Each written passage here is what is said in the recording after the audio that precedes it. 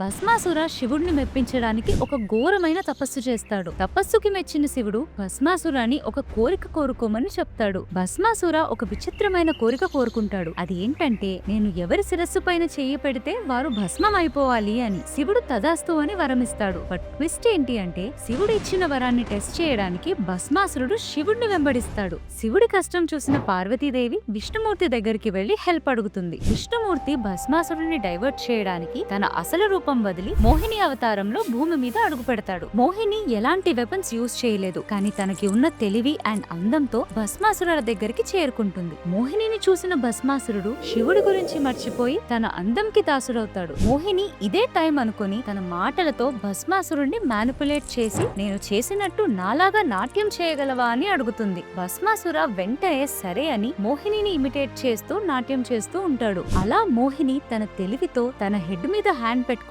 Bhasmasura మోహినిని impress చేయాలి అనే ఆలోచనతో తనకి తెలియకుండానే తన హెడ్ మీద హ్యాండ్ పెట్టుకుంటాడు. ఇంకేముంది, తను కోరుకున్న వరంతోనే మోహిని భస్మాసురుడిని బూడిదలా మార్చేస్తుంది. అందుకే మనం ఏదైనా అడిగే ముందు లేదా ఇచ్చే ముందైనా ఆలోచించి నిర్ణయం తీసుకోవాలి, లేదంటే భస్మాసురుడికి పడిన స్థితే మనకి కలుగుతుంది. ఇలా మోహిని అవతారంలో ఉన్న శ్రీ మహావిష్ణువు పరమశివుడితో కలిసి రాక్షస సంహారానికై ఒక కుమారుడికి జన్మనిస్తారు. అతనికి కేరళలో ఒక ప్రత్యేకమైన గుడి కూడా ఉంది. అదేంటో మీకు తెలిస్తే కామెంట్ చేసి ఈ వీడియోని మీ ఫ్రెండ్స్ అండ్ ఫ్యామిలీకి షేర్ చేయండి.